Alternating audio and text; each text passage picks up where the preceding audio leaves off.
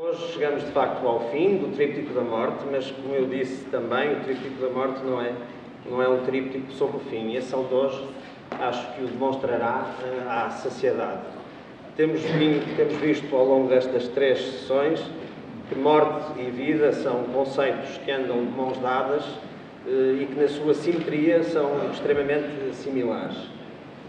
Hoje a sessão decorrerá sobre o alto patrocínio desta máscara funerária egípcia das coleções da Universidade do Porto, uma máscara belíssima que nos ajudará a pensar a reencarnação e a possibilidade de voltarmos. Portanto, não era inocente ter colocado esta peça no fim do tríptico, com ela queria dizer que eu próprio queria voltar, queria renascer de outra forma, eventualmente, de outra encarnação. Agradeço a todas as pessoas que participaram e que ajudaram a construir este tríptico, nomeadamente às equipas técnicas de cada uma das instituições, e agradeço hoje particularmente aos 3 participantes. Como sabem, cada sessão tem uma organização tríptica, ou seja, em cada sessão há alguém que está muito próximo da peça, neste caso o egiptólogo Rogério de Sousa, e depois há dois outros personagens que, não sendo, enfim, familiares da peça, pensarão sobre o alto patrocínio debaixo do teto dela, neste caso o professor Daniel Serrão, um patologista eminente, conhecido, e meu amigo há muito tempo, e o Rui Moreira, também gestor, presidente da Associação Comercial, e meu amigo também há muito tempo, que nos ajudarão justamente a repensar a possibilidade de voltarmos. O professor Daniel Serrão vai falar sobre o corpo morto e o Dr. Rui Moreira, enfim, tem um título um bocadinho provocatório que eu lhe lancei, que se chama Renascer depois do Ultimato. Portanto, vamos ouvir com expectativa os 3. Muito obrigado pela palavra, Rogério.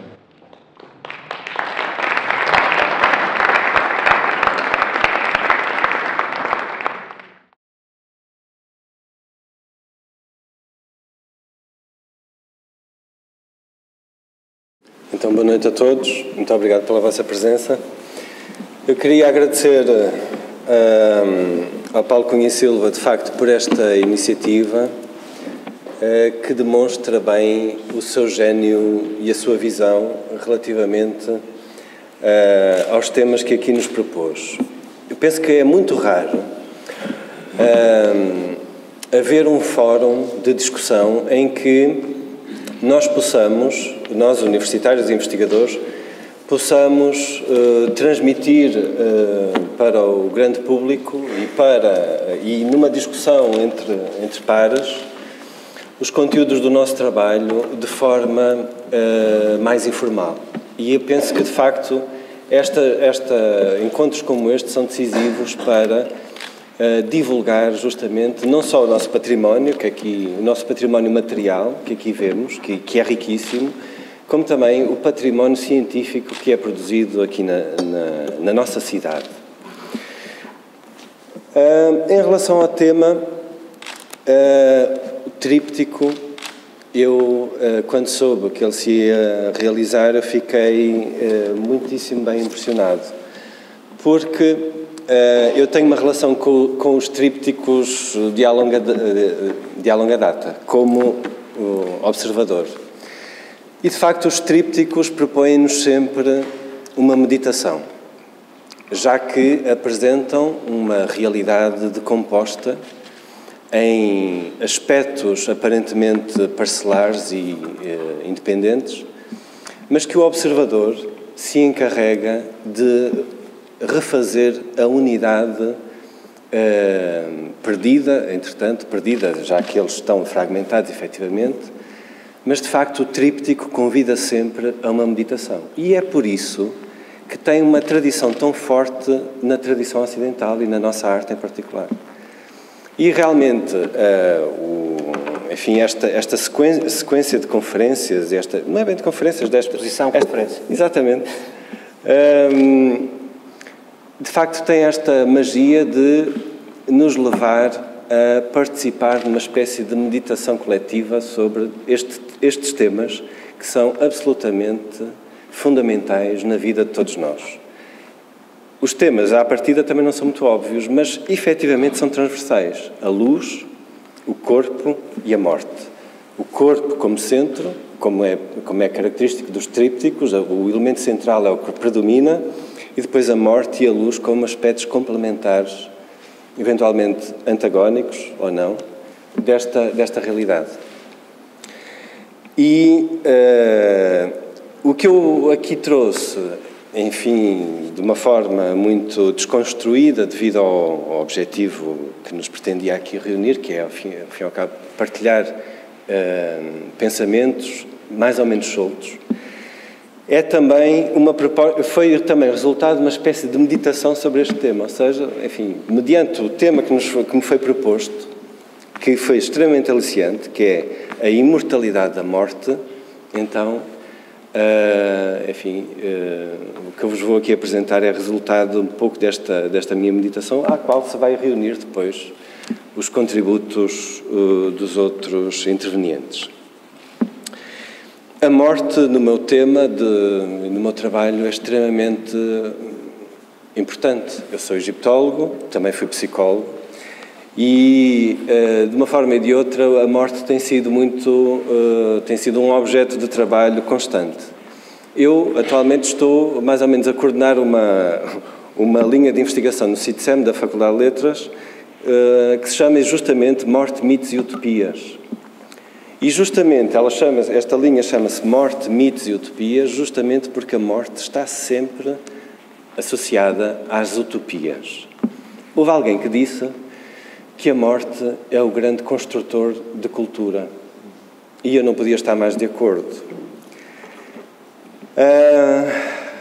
Sobretudo, quando nós nos deparamos com o Egito, de facto, a força da cultura egípcia está profundamente ligada à sua forma de ver a morte, que é talvez uma das civilizações que se distingue mais da nossa própria forma de ver a morte. Ontem, o professor Sobrinho Simões dizia-nos que os limites entre a morte e a vida são mais aparentes do que reais. E, de facto, demonstrou bem que há um contínuo tão grande entre um ponto e outro, que na prática é impossível criar essa distinção, identificar essa distinção. E esta questão que era levantada ontem, há vida antes da morte? Esta questão que é tão provocadora e que nós tantas vezes negligenciamos a favor de uma outra, que é mais fantasiosa. Será que há vida depois da morte? Mas o tema que eu aqui vos vou trazer coloca muito mais esta questão. Será que há vida antes da morte? Será que podemos alguma vez compreender que alguma vez estivemos vivos antes de morrer? É essa a questão. É essa a questão que eu vos aqui trago, relacionado com a nossa máscara egípcia. A máscara, para começar, é um termo que nos afasta muito sobre o verdadeiro significado deste objeto. Este objeto que ali vemos. A expressão egípcia que a designava era o rosto misterioso. Em egípcio, Her Secheta, ou seja, o rosto que está sobre o mistério. Portanto, é esta a designação deste objeto. E este mistério, enfim, não é nada de sobrenatural. Este mistério referia-se à múmia. Era o rosto que estava sobre a múmia. Ora, esta múmia não deve ser confundida com um cadáver. Múmia e cadáver não têm nada de equivalente. E eu devo-vos dizer que a forma como os egípcios olhavam para o cadáver era absolutamente traumatizada. Ou seja, os egípcios encaravam a morte como um atentado à dignidade da pessoa humana. Pronto, e aquela nossa ideia que nós tentamos interiorizar ao longo da nossa vida, mais ou menos superficialmente, que é, a morte faz parte da ordem natural das coisas, temos de a aceitar. No caso do Antigo Egito, esta ideia era absolutamente inaceitável. A morte não fazia parte da ordem natural das coisas. E esta negação é quase patológica aos nossos olhos. Só que esta incapacidade ou esta impossibilidade de aceitar a morte era acompanhada por um conjunto de outras crenças que via efetivamente na morte a imagem mais visível, mais cabal do mal. A expressão, todas as expressões do mal desembocavam na morte. E por oposição, a múmia refletia o trabalho coletivo que era desenvolvido sobre o cadáver para que, amorosamente, aquele indivíduo que tinha sido alvo de um atentado contra a sua dignidade fosse novamente aceite e a sua dignidade fosse novamente restabelecida. Quer isto dizer que a múmia pressupõe a devolução de uma identidade nova ao indivíduo que tinha sido alvo desse atentado. Para mim, este cuidado envolvia, de facto, um conjunto tinha uma amplitude enorme, envolvia um conjunto ritual com uma extensão absolutamente incompreensível para nós. Era um ritual que, desde a morte até ao enterramento, prolongava-se durante 70 dias, esta fase de mumificação e depois que conduzia ao enterramento. E, efetivamente, o corpo, este cadáver, era lentamente alvo de um cuidado amoroso para que a sua dignidade fosse restabelecida e uma nova vida pudesse ser preparada. Para aqueles que trabalham nos cuidados continuados, hoje, normalmente ficam horrorizados com aquilo que eu vou dizer. Mas é um pouco isto que nós temos que nos habituar a aceitar um pouco as perspectivas uns dos outros. O Antigo Egito é provavelmente a origem desta noção de que é fundamental proporcionar a dignidade a um corpo que a perdeu e que está destituído da sua identidade. Atualmente, os cuidados continuados procuram chamar a atenção da questão da dignidade no momento antes da morte. Mas, na essência, o alvo, quer de uma intervenção, quer de outra, que é terapêutica, para os egípcios era uma intervenção terapêutica, a mumificação era uma intervenção terapêutica, ou seja, o objetivo era restituir a saúde e a vida àquele cadáver que jazia inanimado. Portanto, era um objetivo extremamente ambicioso. E ainda hoje nós temos um pouco alguns vestígios destas crenças quando os enfermeiros, por exemplo, dizem que vão fazer a múmia, justamente, não é? Ou seja, aquele cadáver que ali está, que está desprovido de identidade, vai ser vestido, vai ser lavado, vai ser cuidado, e a sua identidade vai-lhe ser restabelecida. Estas crenças são exatamente, a base delas é exatamente a mesma. E assim chegamos à imortalidade da morte.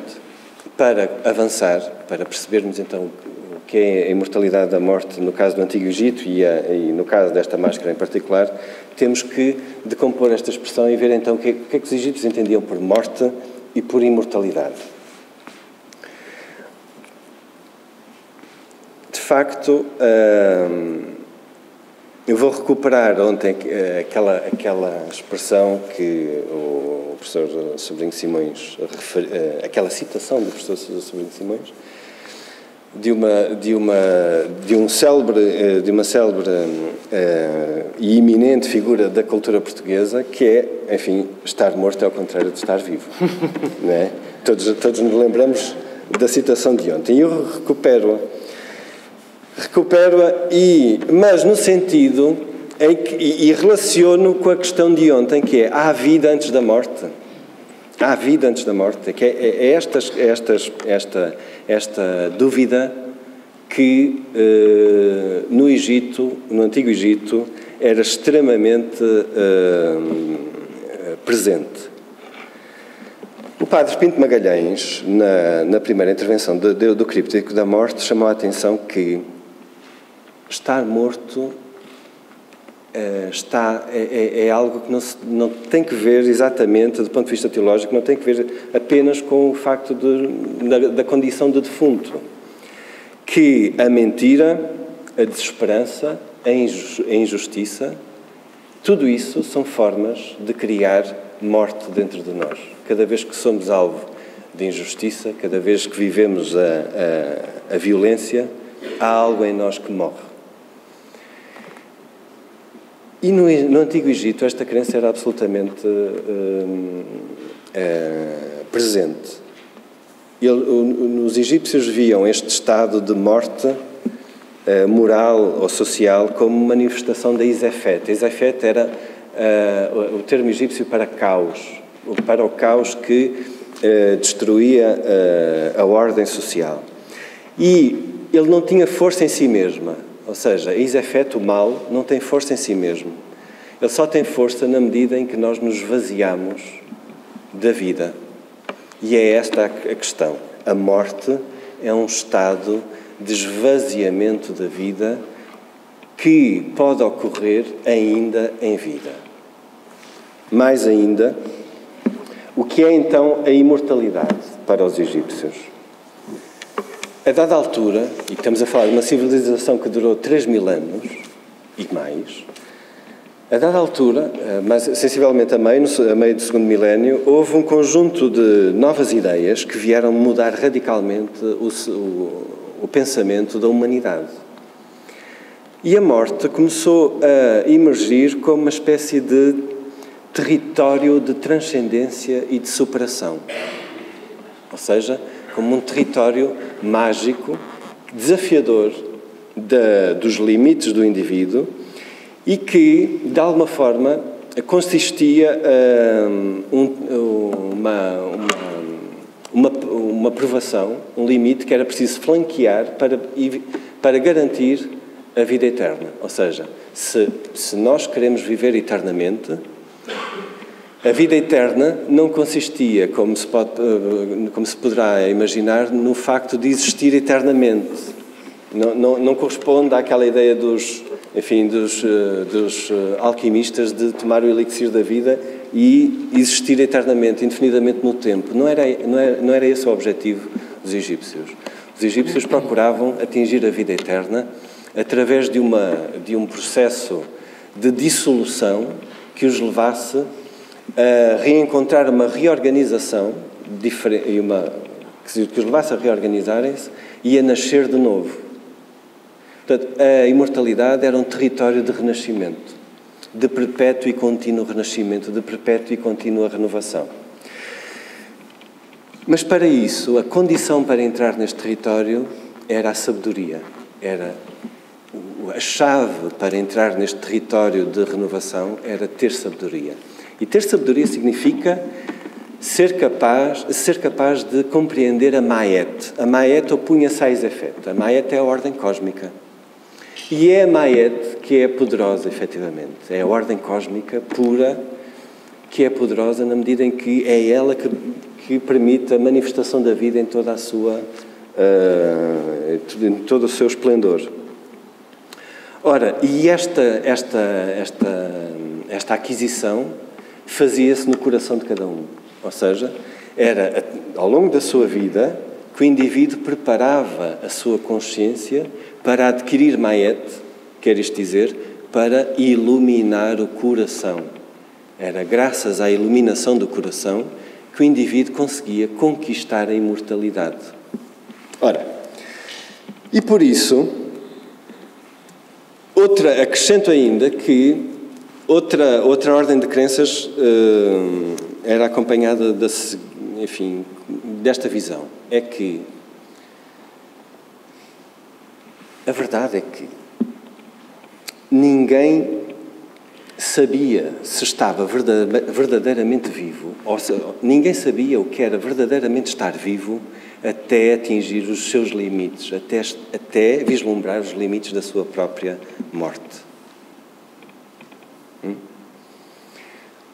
E por isso, um dos elementos mais fundamentais deste percurso de sabedoria era efetivamente defrontar-se com os seus próprios limites. E era isso que, de alguma forma, permitia, por oposição, adquirir o estatuto de ser verdadeiramente um vivo. Não sei se me faço entender.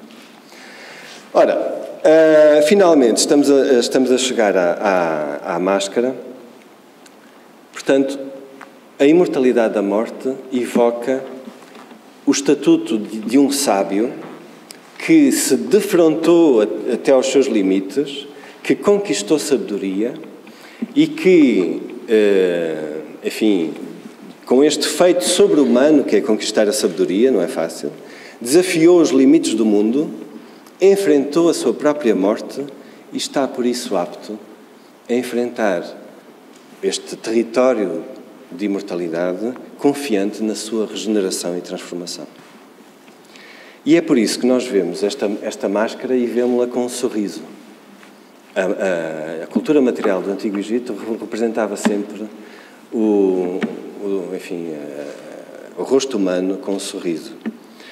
E este sorriso, de facto, não é fortuito, tem que ver com esta aquisição, com esta confiança do poder da sabedoria. Que confiança é essa que o leva a enfrentar a eternidade, ciente de que depois da dissolução ele tem em si a potência, o poder de luz que o fará renascer. Em termos contemporâneos, ouvi que há uma meia dúzia de anos, se calhar nem tanto, um filme que me marcou muitíssimo e que se chama, o título em inglês é The Fountain, de Darren Aronofsky. E a dada altura havia uma expressão, uma frase que eu achei absolutamente belíssima, que é Death is the road to awe. Ou seja, a morte é o caminho para o deslumbramento e para o espanto. E isto é um pouco, esta expressão dá-nos um pouco a leitura deste sorriso, que é o de alguém que se enfrentou até aos limites e que está maravilhado com o território que se abre diante de si. Contemporaneamente, de facto, eu penso que a aceitação da morte é, talvez, afigura-se perante nós com o mesmo desafio, com o mesmo poder desafiador que este efeito extraordinário tinha no Antigo Egito. E eu acredito que o nosso caminho só é extraordinário se rumarmos em frente ao nosso próprio fim, se tivermos a coragem de caminhar de rosto voltado para o nosso próprio fim. E é talvez dessa forma que o nosso caminho se torna extraordinário. E é esta confiança que de alguma forma, eu vejo aqui transparecido neste rosto. Portanto, esta máscara apresenta a morte, finalmente, como um projeto de vida. De alguma forma, efetivamente, para um projeto de vida que começa hoje, inexoravelmente hoje, e que se prolonga indefinidamente por toda a eternidade, na medida em que a eternidade é um perpétuo ciclo de renascimento e de renovação. E este projeto de vida fundamenta-se na monumentalização de si mesmo. Por isso é que os egípcios investiam tanto dos seus recursos materiais na criação de um túmulo. O túmulo, de alguma forma, mostrava este trabalho de monumentalização de si próprio, que não estava terminado na compra destes equipamentos, que eram, enfim, relativamente ricos e difíceis de conseguir por qualquer um. Esta monumentalização fundamentava-se em princípios éticos e, em primeiro lugar, baseavam-se nesta monumentalização do seu próprio coração, da sua própria identidade, nesta necessidade de criar um coração maético, cheio de luz e de sabedoria. E é por isso que esta máscara não se distancia assim tanto destes rostos que nos olham aqui pendurados nestas salas. Sei lá, eles estão aqui há 100 anos, eles viveram há 100, quê? Está à volta disso, não é? São mais sisudos. É. Pela representação associada à sabedoria.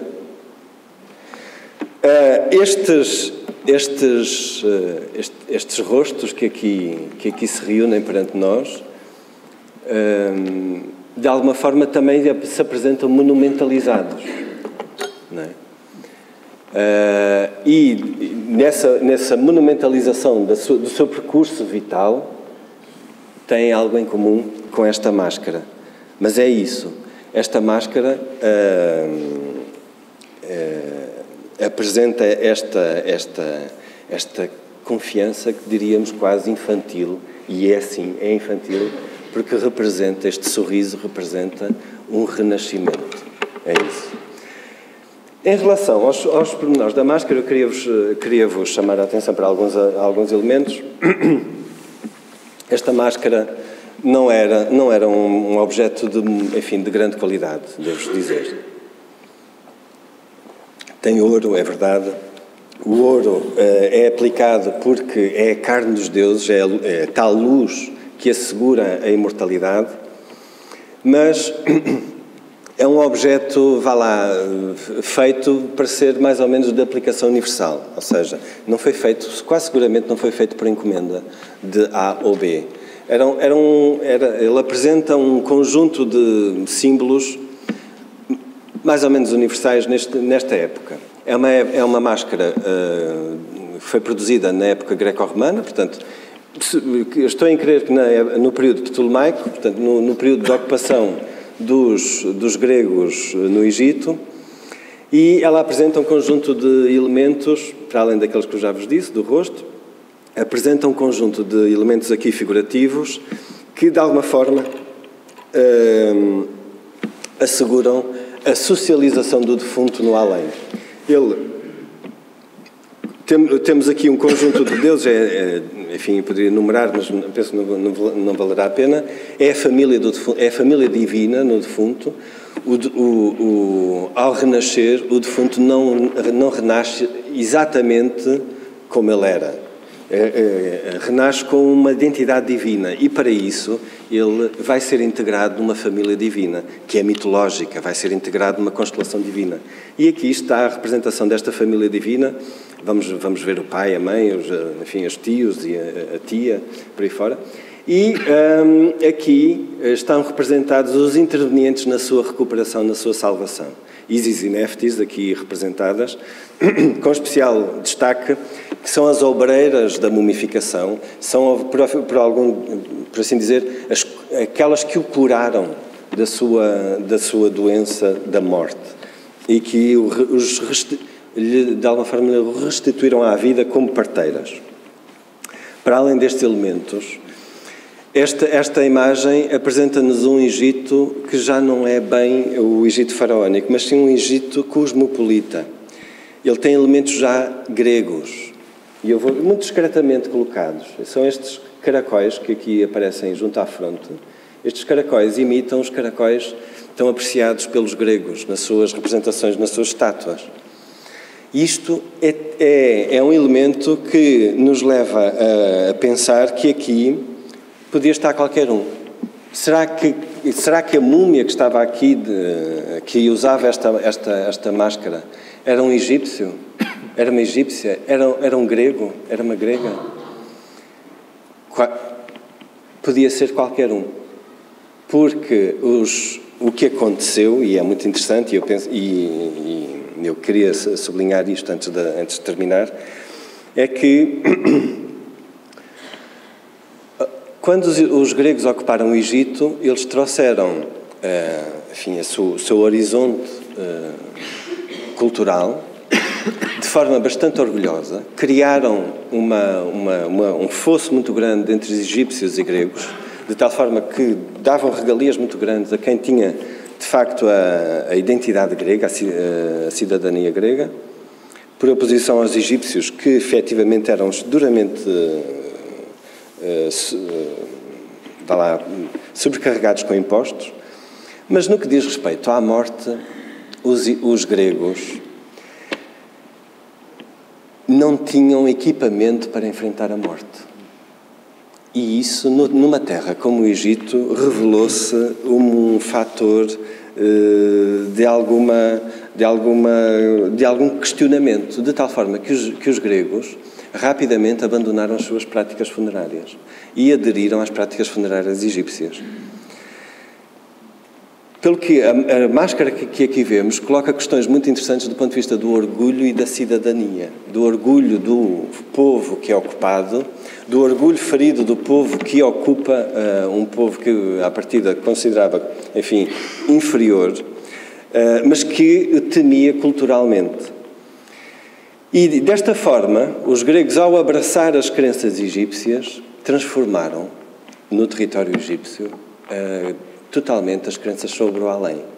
E este território da imortalidade foi-se tornando, gradualmente sob a influência grega, num território de universalidade. E, de facto, o além, o reino de Osíris, que antes era reservado aos justos, àqueles que tinham praticado o bem, que se tinham integrado a Maete no seu coração e a tinham exercido durante a vida, tornou-se no reino dos bem-aventurados, fossem eles gregos ou egípcios. O que os unia era o facto de serem justos e de terem praticado a Maete. E é assim que gradualmente se vai criando a ideia de um reino dos bem-aventurados, para o qual convergem as nossas esperanças salvíficas. E este reino dos bem-aventurados foi começando gradualmente a contaminar o reino dos vivos, o mundo dos vivos, e esta utopia de um reino em que todos são iguais, em que todos são iguais porque todos praticam o bem e todos têm, de alguma forma, uma identidade fraterna e um denominador comum que é esta observância pela Maete, pela ordem cósmica, é este ideal que se vai gradualmente transformando noutros ideais religiosos e acaba por se transformar num ideal político. E espero que ainda hoje, nos nossos dias, nós possamos assistir à transformação cabal deste ideal num ideal político. Obrigado. Muito obrigado.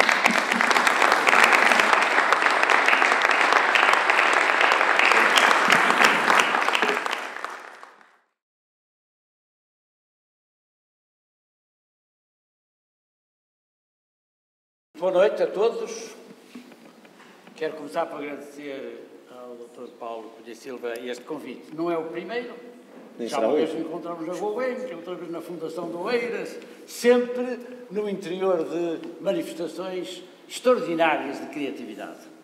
E eu, apesar de já estar carregado de anos, entendi que não devia dizer-lhe que não, embora reconhecendo-me totalmente incompetente. E então, agora, depois de ter ouvido esta excelente apresentação, não tenho dúvidas nenhuma sobre isso.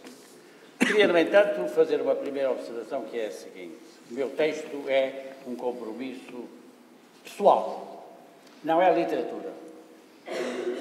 É um compromisso pessoal.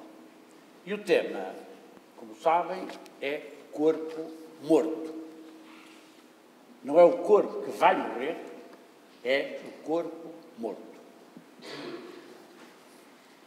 No meu site, na internet, que é fácil, www.danielserral.com, no meu site da internet, onde garanto a minha imortalidade simbólica informática, escrevi: com a morte de cada homem, termina um universo cultural específico, mais ou menos rico, mas sempre original e irrepetível. O que um homem deixa quando morre, os seus escritos, os objetos culturais que criou, a memória daqueles que com ele viveram, a memória da sua palavra, dos seus gestos ou do seu sorriso, e até os filhos que gerou, tudo exprime uma realidade que está para além do corpo físico, para além de um certo corpo físico que esse homem usou para viver o seu limitado tempo pessoal de ser homem. Fim de autocitação. Esta é a minha leitura do lugar cultural que pertence ao corpo, vivo ou morto. Vivo como agente decisor e atuante, o corpo é mortal. Morto é como memória evocável, corpo imortal. Mas o tema que me deram foi a morte do corpo. Como patologista, fiz em Portugal e nos 2 anos que estive em Angola mais de 1000 autópsias a pessoas mortas, obviamente. E sempre olhando o corpo morto que eu ia abrir e dissecar, sempre quando o olhava, perguntava a mim próprio: quem foi este corpo? Quem foi este corpo? Porque o corpo morto é como um livro onde se pode ler a biografia de quem o usou no tal limitado tempo de viver que a cada um é dado pela lotaria genética, associada às ações epigenéticas, que são, no essencial, as decisões comportamentais pessoais. São elas que vão usar o genoma. A autópsia anatomopatológica não se limita a determinar a causa necessária e suficiente de morte, como na prática pericial médico-legal. O seu objetivo é mais vasto, pois pretende, examinando todos os órgãos, encontrar as alterações estruturais que, embora podendo não ter contribuído diretamente para a morte da pessoa, poderão explicar de que forma aquela pessoa usou o corpo ao longo da sua vida. Podia apresentar aqui numerosos exemplos desta espécie de escrutínio da vida a partir da observação de um corpo morto. Darei apenas alguns poucos exemplos. Um fígado observado num corpo morto, com uma cirrose de pequenos nódulos e esteatose hepatocitária, evocava-me as alegres babadeiras com que aquele corpo se animou tantas vezes no seu convívio, pela noite fora, com os amigos do peito, na taberna do Sr. Alípio, ali ao dobrar da esquina. E umas coronárias entupidas com placas de ateroma, num corpo com uma obesidade flácida e um epíplon sobrecarregado de gordura muito amarela, levavam-me a ver aquele corpo em vida, sentado umas quantas horas de muitos dias, goloso, a comer sem controle tudo o que exigia que lhe pusessem à frente, até ficar saciado e dormi empanturrado. Num destes sonos, pós-prandiais, o coração parou e o seu corpo tornou-se um corpo morto. E ainda aquele cancro do pulmão, metastizado por todo o corpo, que era a assinatura pessoal, firmada por um fumador de 20 cigarros por dia, mas que ficou a dever, durante muitos anos, ao tabaco, ficou a dever-lhe muitas horas de prazer gustativo e muita inspiração noturna para os brilhantes artigos que escrevia num semanário de referência. Mas, algumas vezes, o corpo parecia, à primeira vista, não responder à minha pergunta: quem foi este corpo?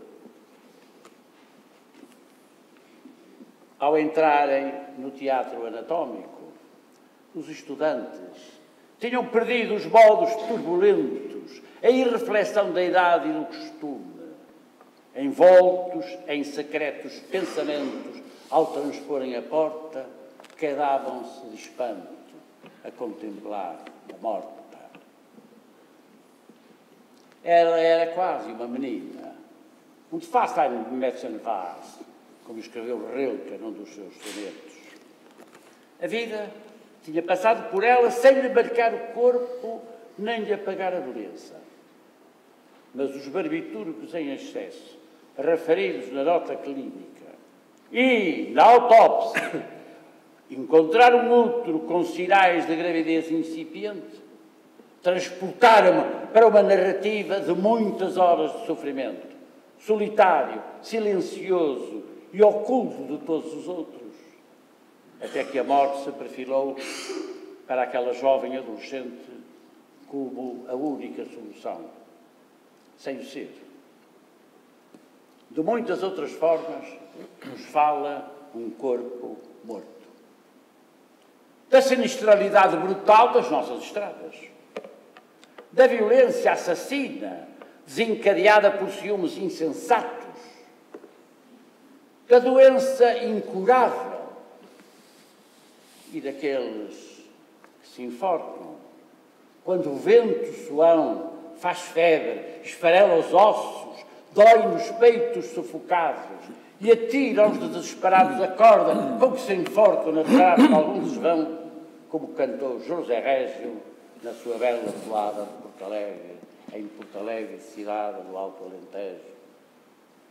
Mas fala também do corpo morto, fala também de um envelhecimento tranquilo, sem grandes mazelas, e então apenas dizemos, como diz o nosso povo sábio, que morreu sequinho, deixando sair a vida lentamente pelos interstícios da sua matéria corporal. Esta morte natural, sem doença, é o moderno objetivo que se pretende juntar ao da longevidade que já, em parte, está conseguido. Temos em Portugal, como sabem, mais de 1000 centenários. Teremos, então, corpos mortos que uma centena de anos de vida boa não estragou nem deformou. Como o corpo incorrupto de Santa Paula Frassinetti, que vi recentemente na Casa de Roma da Congregação das Irmãs Doroteias.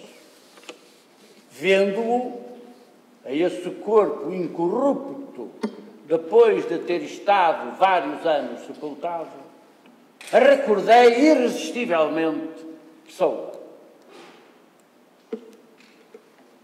Calmo, na falsa morte, a nós exposto, o livro ocluso contra o peito posto, nosso pai Rósia Cruz conhece e cala.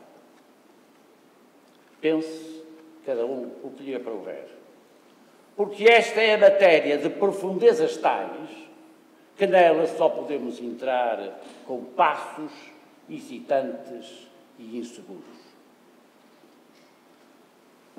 Permitam-me agora uma reflexão pessoal que já deixei zarada no livro de entrevista de Henrique Manuel Pereira, intitulado Daniel Serrão, aqui diante de mim. Posso fazer a referência, que o livro está esgotado, portanto, não é publicidade. Mas é uma pressão para a segunda edição. Provavelmente. Permite-me então esta reflexão pessoal. Não tenho nenhum culto em relação ao corpo morto. Tenho memória de meus pais que morreram, de meus 2 irmãos que morreram e de um filho, Daniel, que morreu com 33 anos. Mas não presto culto a nenhum destes 5 corpos de familiares próximos que morreram, nem a nenhum outros corpos mortos. Os meus pais, sei, estão sepultados em Vila Real, mas nunca lá fui, senão no dia do funeral. O mesmo com o cemitério do Porto, onde estão os meus irmãos e o meu filho. Nunca lá fui. Porquê? Porque sou insensível, sou ingrato, sou injusto? Certamente que não. Porquê, então? Em primeiro lugar, por estar seguro que o corpo material acaba com a morte e não mais existirá. Os corpos não ressuscitam nunca. São um despojo que jaz morto e arrefece, mesmo que seja o do menino de sua mãe. Jaz morto e arrefece. As pompas fúnebres, como se designam em francês, les pompes funèbres, como se designam em francês os rituais após a morte, são isso mesmo, pompas inúteis. Os mausoléus, simulando casas, onde o rico e poderoso continua a viver, devidamente identificado, bem como a sua família, são, para mim, ridículos. Como são ridículas as frases que por lá aparecem, mesmo em campas mais modestas, como eterna saudade da tua mulher, a Duzinda, e por aí fora. Por exemplo, direi que Ramalho Ortigão não está no cemitério da Irmandade da Lapa, mas está sim nas suas obras publicadas, como nas atualíssimas farpas que escreveu mano a mano com essa de Queiroz. É aqui que deve ser procurado, louvado, recordado, não no cemitério da Lapa. Em segundo lugar, porque acredito na imortalidade do espírito e numa outra forma de vida, a vida do mundo que há de vir. E nesta outra forma de vida, o corpo seria até um estorvo, porque dela não haverá corpo, nem espaço, nem qualquer matéria, nem tempo. Na teologia é chamado corpo glorioso, para indicar que não é um corpo material. São Paulo bem exclamou: Quia me liberare de corporis mortis usus? Quem me libertará deste corpo de morte, deste corpo mortal? E Daniel Faria, um poeta ainda à espera da consagração que merece, Daniel Faria, que viveu apenas 28 anos e morreu tragicamente, Daniel Faria escreveu sobre a imortalidade este breve poema. Ai, tenho medo de morrer depois da morte. tenho medo de morrer antes da vida. E o mesmo Daniel Faria, invocando a morte do eremita Charles de Foucault, às mãos dos terroristas berbés do norte da África, que não sabiam quem era aquele francês isolado num casebre às portas do deserto, escreveu, na mesma perspectiva de imortalidade, este outro poema, dedicado a Charles de Foucault. Pensa que morrerás, mártir. Entre talhas, ao cair, ressoará o teu corpo sobre vós. Pensa que morrerás esta tarde, com o sangue no peito a marcar o umbral da tua morada. Nu morrerás e desconhecido. Na terra, só o adorno possui o reconhecimento. Pensa que morrerás no chão à tua porta e nunca mais acabarás de regressar. Pois é, a imortalidade pode ser este eterno regresso do mártir. Olhando o corpo morto, a minha questão é sempre esta: quem foi este corpo? E esta questão formula com o objetivo de tentar discernir, até onde me for possível, como esse quem será na tal vida do mundo que há de vir. Se finalmente não houver essa outra forma de vida em que confiadamente acredito, que confiadamente espero que exista, sem saber como será, claro, sem saber como será, então o corpo morto nada é e nada vale. Deixem que os átomos que o constituem regressem à Terra, à Gaia, à bem natureza, para que sejam usados noutros corpos, vegetais, animais ou humanos. E digamos com o padre António Vieira: os vivos são pó alevantado, os mortos são pó caído. Ou memento homo quia pulvises ed in pulvere reverteris. Lembra-te, ó homem, que és pó e em pó te hás de tornar. O corpo morto é pó. Pó caído. Pó irremediavelmente caído. Muito obrigado. Muito obrigado.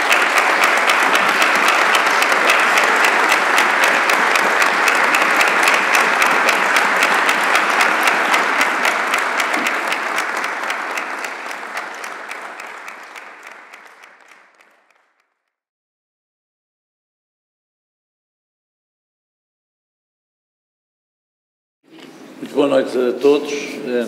Naturalmente queria agradecer o convite que me foi feito pelo Paulo Cunha Silva. Queria elogiar o Museu Soares dos Reis, a Fundação de Serralves e a Universidade do Porto por se terem unido, porque é assim que se faz cultura na cidade. Queria cumprimentar naturalmente o Sr. Reitor, também o meu amigo Manuel Janeiro, por estarem aqui, e naturalmente a mesa, e dizer ao Sr. Professor Daniel Serrão que estar ao seu lado é sempre uma honra e um prazer. Muito obrigado. Porque sabe que é o que eu sinto, já lhe tenho dito, mas gostava de o dizer publicamente, é de facto uma pessoa extraordinária e depois de ouvir as suas palavras é difícil falar. Ainda se torna mais difícil.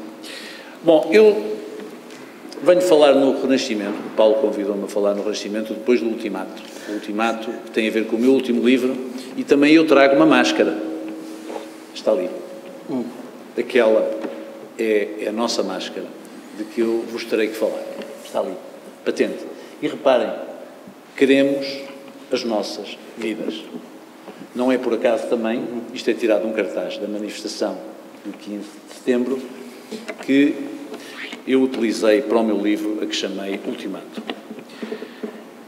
Quando eu falei do Ultimato, nesse livro, confesso que não associei a manifestação de 2012 ao célebre ultimátum de 1890.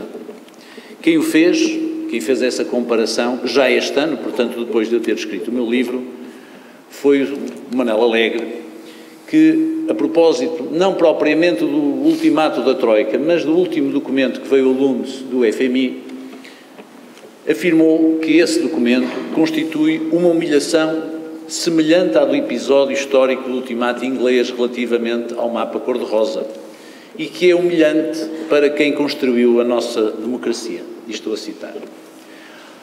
Voltemos por um momento a esse ultimato, porque também esse ultimato tem e teve alguma coisa de renascimento, ou provocou alguma coisa de renascimento.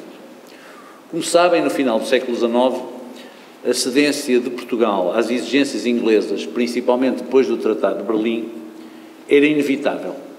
Mas, sendo inevitável, provocou uma enorme onda de indignação no país.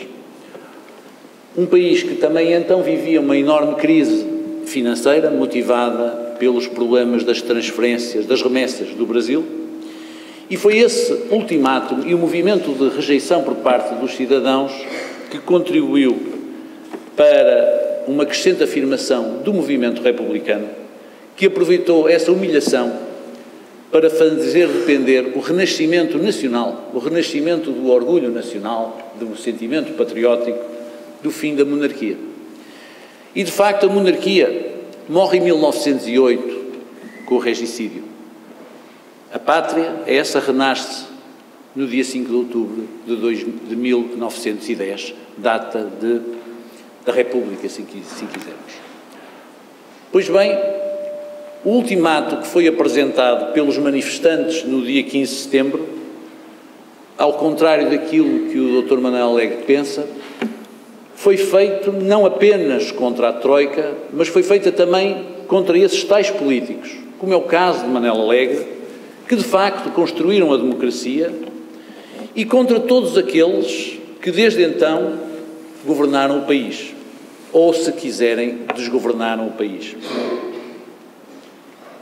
Esta situação de ultimato coloca-se porque podemos imaginar, ou podemos recear, que estejamos então numa situação próxima daquela que se viveu ao tempo do ultimátum inglês. Ou seja, tendo nós de facto recebido um ultimátum da Troika, é agora o povo que apresenta um ultimátum àqueles que nos apresentaram essas condições, mas também àqueles que, a seu mando, se calhar com a inevitabilidade de 1890, nos condenam não apenas à nossa irrelevância, a sentirmos que não temos neste momento o futuro nas nossas mãos, mas mais do que isso, que vivemos uma crise sem precedentes, como certamente pensavam as pessoas que viveram essa crise, também ela sem precedentes, em 1890.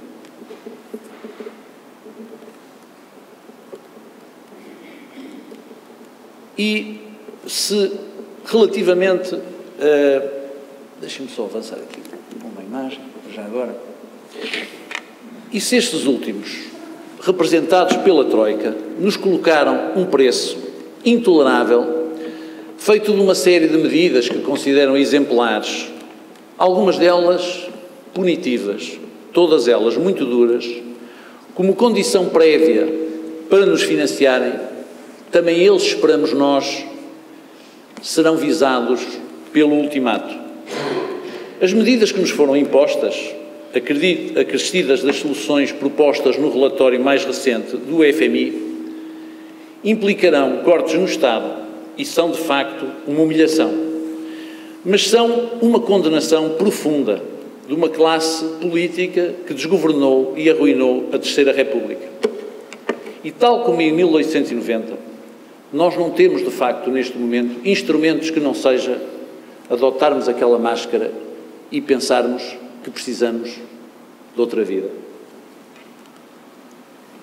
Curiosamente, e recupero aqui duas imagens, uma muito recente, com a Sra. Merkel, e vemos uma outra do tempo de 1890. Reparem, em 1890 apelava-se então à marcha contra os bretões, que depois transformamos em canhões no nosso hino. Tal como agora se grita contra os teutões. A imagem de Britânia de então é agora a imagem de Merkel. Nós não sei se seremos os bem comportados ou os mal comportados. É verdade que não se podem comparar os sistemas políticos ou equiparar a democracia representativa que temos hoje, no século XXI, com a democracia tutelada do século XIX. Mas é razoável perguntar, pelo menos, se o atual sistema pode subsistir quando está debaixo de dois ultimatos. O ultimato que eu invoquei, o ultimato do povo, e o do FMI, que Manuel Alegre identificou. Estaremos então à beira da morte do regime tal como nós o conhecemos? Será que, a ser assim, vai acontecer o mesmo que aconteceu entre 1908 e 1910? Será que haverá depois uma renascença? Eu julgo que o regime tal como o conhecemos está hoje moribundo. Basta ter ouvido ainda hoje, esta manhã, os representantes dos 3 partidos que assinaram o memorando da Troika no Parlamento, queixando-se das decisões que lhe foram impostas e que foram comunicadas pelo Ministro das Finanças. Consegui imaginá-los a eles, naquele discurso, ali, naquela manifestação, a gritar connosco, morta a Troika. Veja-se o que se passa na relação entre os eleitores e os eleitos. Sendo este Governo o mandante das políticas da Troika e assumindo provavelmente uma posição acrítica relativamente a elas, seja por convicção ou por mero expediente tático, seria expectável até que sofresse um enorme desgaste. Fosse ele, no fundo, o receptor da nossa angústia e da nossa fúria e do nosso medo. Entender-se-ia até que o Partido Socialista, que antes governou e que também assinou o pacto a que se chamou memorando, pudesse sofrer as consequências pelo sofrimento que desde então nos tem sido imposto. Sucede, contudo, e talvez seja esse o facto mais preocupante, que não são eles apenas quem é penalizado pelos eleitores. A verdade é que os portugueses manifestam hoje um profundo desamor pelas propostas políticas que lhes são apresentadas, transversalmente por qualquer partido político. Até mesmo por aqueles que recusaram o memorando. Numa última sondagem conhecida, divulgada também hoje pelo JN, e mesmo com a distribuição de votos daqueles que não sabem ou não respondem ao inquérito, os partidos que recusam o memorando convencem apenas 13% do eleitorado. O governo é mau para 77% dos portugueses. Toma medidas ineficazes para 60%, mas para 61% dos inquiridos, a oposição não faria melhor e 60% duvidam que as políticas atuais possam ajudar o país a ser mais competitivo. Estaremos então nós numa situação em que, por um lado, o povo português não entende aquilo que está a suceder, mas também não acredita em nada daquilo que lhe é proposto. Pior do que isso, em setembro último estava eu a escrever este livro e já depois da manifestação, uma sondagem da Universidade Católica dava conta de que 87% dos portugueses estavam, imagine-se, desiludidos com a democracia. Apenas 36% manifestavam o desejo de votar nas próximas eleições. Quer isto dizer que os portugueses que se revoltam contra o memorando e contra as políticas do Governo não acreditam em alternativa ou temem que essa alternativa possa resultar ainda numa situação mais insustentável e mais urgente. Ou seja, a democracia representativa que construímos após o 25 de Abril deixou de merecer a nossa confiança. O que certamente já morreu é um modelo económico que perdurou entre os anos 80 do século passado e o ano de 2007. O modelo de crédito externo abundante que resultava na nossa capacidade de endividamento, esse já morreu. Pior do que isso, Nós, os portugueses, desejamos quase unanimemente um Estado social, mas não encontramos forma de o pagar. E não sendo este um país de grande fé, há pouco quem acredite na ressurreição através do crescimento económico que nos é proposto. Ou seja, depois do ultimato ou dos ultimatos, os portugueses deixaram de acreditar nos sacerdotes da política e na sua capacidade de fazerem um milagre. Até a Presidência da República, o órgão de soberania que os portugueses sempre pouparam à crítica, tem hoje a sua imagem desgastada. E isso não é, creio, apenas por culpa do incumbente. É por isso que em todas as manifestações, a palavra de ordem que mais se lê nos cartazes e mais se ouve é sempre a palavra basta. É estranho este sentimento, quando ainda há poucos anos os portugueses se dividiam entre os que acreditavam na vida eterna do modelo económico que nos era proposto e aqueles que duvidavam dos seus méritos, mas não contestavam a sua execuibilidade. Ninguém esquece, concordando ou não com ele, a frase de Jorge Sampaio, proferido no seu discurso de 25 de abril de 2003, em que garantia que há vida para além do orçamento. Precisamente 7 anos depois, em 2010, e por coincidência também no 25 de abril, imagine-se, o Rui Rio diria que essa vida para além do déficit é justamente a vida que Portugal está a viver, uma vida de elevado desemprego, de crescimento económico, etc. Mas imagine-se, nenhum deles imaginaria que chegaríamos à situação em que, entretanto, chegamos. A pergunta agora já não é qual é a qualidade de vida ou se há vida. A pergunta hoje é muito diferente. A situação económica é grave e estamos hoje, inevitavelmente, numa crise social. Já estamos na crise social. Porventura, será verdade que temos essa crise social, mas também há indícios de que, pelo menos no que diz respeito à cidadania, à nossa afirmação enquanto cidadãos, se assiste hoje a um renascimento. O desamor pelas propostas dos partidos políticos e dos seus cardeais não resultou, como poderia ter resultado e como já resultou noutros países, em anarquia. Pelo contrário, há sintomas de que a sociedade civil contesta os modelos e a lógica da democracia representativa, mas não recusa a liberdade, nem sequer parece, por agora, disponível para se encantar pelas demagogias, ainda que não entenda as propostas que lhe são feitas. Friedrich von Hayek lembrava que a liberdade não consegue resistir, a não ser que cada nova geração seja capaz de restabelecer e enfatizar o seu valor. Naturalmente, dizia ele, não podemos presumir que a liberdade é inerente à condição humana. E morto um determinado modelo que se extingue pela sua irrelevância, poderemos, porventura, acreditar na ressurreição, no renascimento dessa liberdade. E esta última frase é minha. Recusando a representação democrática, desconfiando das instituições, são hoje muitos aqueles que apelam a uma nova forma democrática. Apelam à democracia direta. Escrevi a esse respeito, e na linha de Norberto Bobbio, que a democracia inventou o sistema representativo que, não sendo perfeito, é seguramente melhor do que qualquer dos outros de que se tem conhecimento.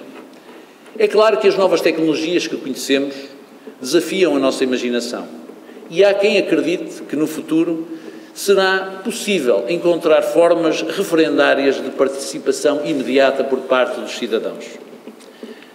Essa forma de participação comporta, a meu ver, riscos muito elevados que a sociologia explica.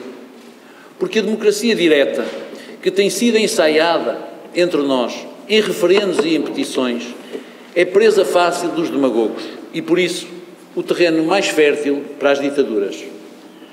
Há, no entanto, óbvias razões que recomendam que se aperfeiçoe o sistema representativo, em função de critérios razoáveis e democráticos, respondendo assim aos anseios da população. Não se trata, seguramente, de reinventar a política. Essa sempre me pareceu uma ideia, aliás, muito pretensiosa, mas de aproximar a política de nós, da cidadania, de recuperar o debate ideológico, de responsabilizar, por uma vez, quem nos promete pelas suas promessas, de aproximar os eleitores através de uma relação direta entre o eleitor e o eleito, que não se expresse e se esgote no momento em que se deposita o voto na urna. A democracia direta não é um conceito novo. Tem raízes históricas em Rousseau e nos jacobinos. E a propósito disto que eu tenho defendido, li uma interessante réplica de Pedro Almeida Santos. Dizia ele que se é verdade que a democracia participativa acarreta riscos, não é menos verdade que esses riscos se estendem a todas as formas de participação, pela degradação acentuada da percepção democrática ocasionado pelo contínuo rapto da democracia pelos interesses instalados. Diz ele que a pseudodemocracia em que vivemos, aquilo que a ciência política denomina de sistema parlamentar, dificilmente se regenerará e estará sempre à mercê de lealdades contrárias aos interesses da maioria do povo.